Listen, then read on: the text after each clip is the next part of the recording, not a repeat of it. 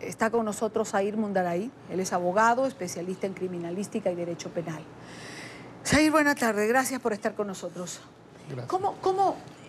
Creo que lo primero por lo que me gustaría comenzar es por las dos versiones, es decir, ninguno de los dos funcionarios que da versiones diferentes, es decir, son funcionarios de tercer rango o de tercera categoría.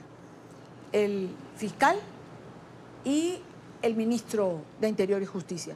¿Cómo es que se manejan dos versiones diferentes ante un hecho que ya conmociona a la opinión pública y que evidentemente pone al gobierno de Nicolás Maduro de cara contra la opinión pública nacional e internacional? Bueno, Idania, esto es una muestra clara de la irresponsabilidad con que se llevan los asuntos públicos en Venezuela. Eso es lo primero que hay que tener en cuenta. Quien usurpa las funciones de fiscal general, creo que no ha leído la ley orgánica del Ministerio Público, ni siquiera el Código Orgánico Procesal Penal. Frente a un hecho punible, solo una vez concluida la investigación, es que el fiscal emite su opinión en un acto conclusivo. Eso implica que todo lo que diga de forma anterior a la investigación comporta un adelanto de opinión, lo cual lo descalifica de forma posterior. Los adelantos de opinión hacen que pierdas la competencia subjetiva para conocer del asunto.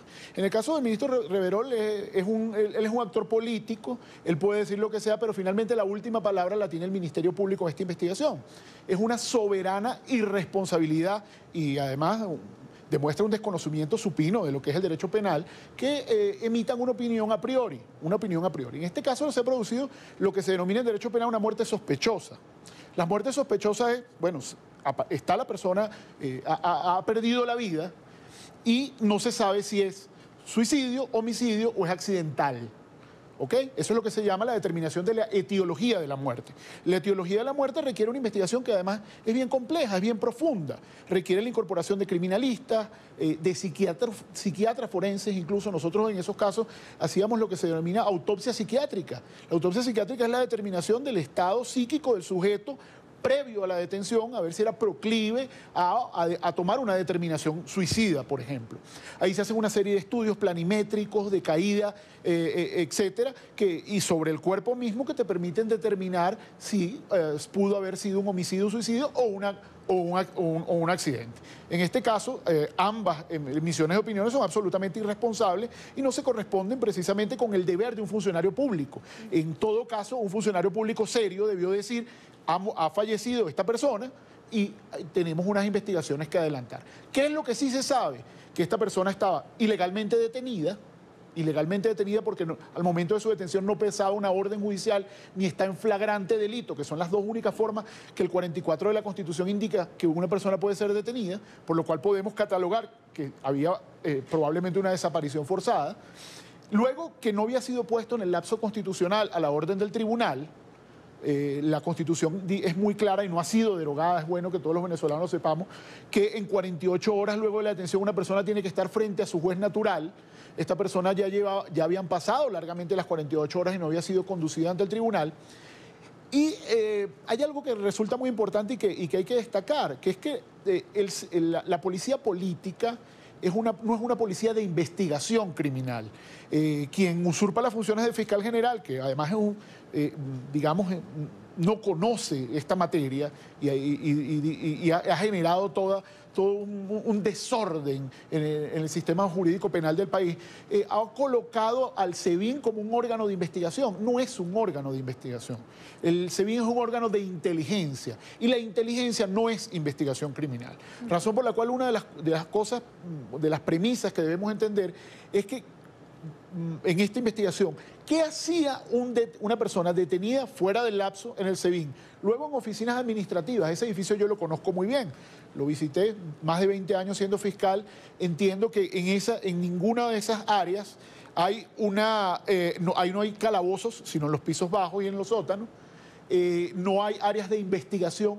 Las áreas de investigación están en el helicoide. Ahí hay áreas de inteligencia. La inteligencia no es investigación, porque la inteligencia no se puede llevar a un proceso penal. Entonces, esto está plagado de una serie de irregularidades. Uno no puede ser tan irresponsable como quienes detentan el poder en Venezuela para decir a priori lo asesinaron. Pero hay que hacer una investigación profunda en este caso y hay muchos elementos que indican que al menos hubo una cantidad de faltas desde el punto de vista incluso normativa. Si uno lee las reglas Mandela para la detención de personas, lo primero que debe hacer frente a una persona detenida es conocer su estado de salud y saber si tiene una depresión, si es proclive a cometer un hecho contra sí mismo o contra otro, e impedir que ese hecho ocurra. Así que a todas luces es evidente que es una muerte que amerita una investigación profunda, que hay bastantes elementos que nos indican que no se siguieron los protocolos para un detenido legal, es que no estaba detenido legalmente porque no había orden judicial que mediara en su contra, y que hay un adelanto de opinión, el gobierno juega posición adelantada, juega la tiranía para tratar de acallar esto. Entonces, esto hace que sea mucho más sospechosa la situación y que haya una obligación de una investigación independiente que sabemos que eso no hay posibilidad que ocurra en Venezuela. En Venezuela todas las instituciones están secuestradas. No hay investigación independiente. No la ha habido en otros casos. Sí. Se ha solicitado en distintas oportunidades, simplemente no hay investigación independiente. Y este caso, como tantos otros, quizás nunca sepamos exactamente qué fue lo que ocurrió. Entre las cosas que sabemos hasta ahora es que Fernando Albán tenía una profunda convicción cristiana. Ajá. Su abogado dijo, lo teníamos en pantalla hace unos minutos, que ayer habló, conversó con él, que se encontraba bien dentro de lo que cabe, pero refirió e hizo hincapié, como otras tantas personas hasta este momento, en esa profunda convicción cristiana. Así es. Que es contradictoria con la decisión del suicidio. Así es. Más allá de eso, lo cual nos aporta un importante dato, y eso es objeto de investigación en materia criminalística y en materia de la psicología forense, las convicciones de las personas te hacen proclive a tomar unas decisiones u otras. Lo que estamos muy claro es que está muerto, ha resultado muerto en manos de un organismo de seguridad del Estado. Okay. Y eso genera inmediatamente la responsabilidad del Estado, porque el Estado tiene, respecto de la persona detenida, que además está en una situación de minusvalía, la persona que está detenida está en una situación de minusvalía porque tiene cercenado un derecho fundamental, que es el derecho de deambular, de caminar, de desplazarse libremente. Lo que le ocurra a esa persona es responsabilidad del Estado, sea por acción o por omisión. Por eso es que lo importante de poner el acento acá es que tenemos una persona ilegalmente detenida que muere en manos del organismo, además un organismo que tiene una abominable historia de represión, de utilización de mecanismos coactivos, de tortura contra los ciudadanos y contra la disidencia, como es el SEBIN. Yo hace poco escribía que se hará al momento del restablecimiento del hilo democrático con el SEBIN y cómo erradicar esas prácticas de persecución, de tortura, de coacción, de tortura psicológica y de tortura física. No, psicológicas y físicas, porque, sí. Bueno, hay casos documentados, ¿no? En la Corte Penal Internacional, justo se han llevado allá ante lo abominable de lo que hemos tenido que leer, cómo se ha torturado a los presos políticos en Venezuela. Además, hay algo muy importante, que es que en ninguna parte prevé el Código Orgánico Procesal Penal que una persona detenida tenga que declarar ante el organismo policial. Eso no existe en el Código Orgánico Procesal Penal. Es muy claro el Código y la Constitución. Una persona detenida debe ir a declarar ante el juez con defensa técnica y su fiscal al lado, y un fiscal del Ministerio Público. En este caso se ha institucionalizado que las personas declaren ante el órgano policial sin asistencia técnica y que además lo que diga, así sea bajo coacción o tortura, es lo único que consta en su contra. Nosotros recientemente llevamos la denuncia a la Corte Penal Internacional del caso Requesens, caso que además conocemos muy bien. Nosotros tenemos mucha información de lo que han hecho los fiscales y jueces. Primera vez que figuran en una denuncia en la Corte Penal los miembros del sistema de justicia, fiscales y jueces están en la denuncia. ¿Y están por qué? Porque aceptaron como prueba válida la autoincriminación, que está expresamente prohibido en el artículo 49 de la Constitución. Lo que tú digas contra ti no es lo único que puede pesar en tu contra, ni puede ser utilizado en tu contra. Entonces hay una nueva práctica de detener a las personas, mantenerlas secuestradas, torturarlas, y con eso que ha dicho, levantar un acta y con eso los jueces acuerdan una privación de libertad. Eso está rompiendo todos los protocolos, no solo las normas internas, sino Pacto de San José, el protocolo contra la tortura y toda una serie de normas que hacen que esa prueba sea nula. La valoración de esa prueba nula está llevando a la responsabilidad penal de fiscales y jueces. Por eso tal vez esta juez que acaba de salir del país, que ha hecho también, ha pretendido hacer un acto de constricción, hizo lo mismo, la valoración de pruebas nulas de autoincriminación contra las personas. Esa prueba no es válida, no sirve para fundamentar nada, y es muy importante lo que acaban de decir los miembros del Partido Primero Justicia, donde formaba parte este concejal, de que el cuerpo hablará y hay que luchar por la preservación del cuerpo, porque las lesiones se pueden determinar si fueron pre-mortem, post-mortem y la cantidad y cualidad de estas mismas. Zahir, ¿quién tendría en el deber ser que asumir la investigación forense del cuerpo del concejal Albán? Bueno, esto ha sufrido un deterioro que es notable y que poco ha sido ponderado por la sociedad venezolana. Nosotros en el Ministerio Público teníamos la unidad criminalística contra la vulneración de derechos fundamentales. La unidad criminalística era un órgano independiente, autónomo, de forense y criminalística, que determinaron la verdad en multiplicidad de casos. El primer acto del fiscal de la Constituyente fue desmantelar la unidad criminalística. ¿Quién le correspondería en ese caso? Le correspondería a la unidad criminalística del Ministerio Público. ¿Y por qué le correspondería al Ministerio Público? ¿Y cómo lo permite el fiscal nombrado por la Constituyente? Pero es que lo que quiero ir es a quien yo conocí hace muchos años atrás como defensor de los derechos humanos, Tarek William Saab. No solo lo permite, es un acto doloso. Él llegó a decir que el Ministerio Público tenía una policía paralela. No es una policía paralela, investigadores constitucionalmente previstos. Y se había logrado desarrollar esa capacidad de investigación porque no puede hacer lo que está haciendo, que es que de hechos cometidos por funcionarios del SEBIN delega la investigación en el SEBIN. Lo cual es un despropósito. Nunca llegará. Tendría que hacerlo el Ministerio Público con sus facultades autónomas de investigación que ya no tiene, Idania, que ya no tiene. La mayoría de los expertos salieron del país, los obligaron a cambiar experticias. Tengo varios de ellos, me han contactado y me han dicho, como por ejemplo en el caso Pernalete, en varios casos fueron citados para que cambiaran las experticias y que la responsabilidad del Estado no quedara patente en estos casos. Entonces optaron por huir del país, estar exiliados y prestando su conocimiento científico a otros países. Eso es una medida nefasta porque había logrado cierto avance de investigación independiente y íbamos apuntando hacia allá. En este caso, fíjense, el 6CPC depende, si investiga el 6CPC, depende del ministro Reverol, que acaba de decir que se suicidó.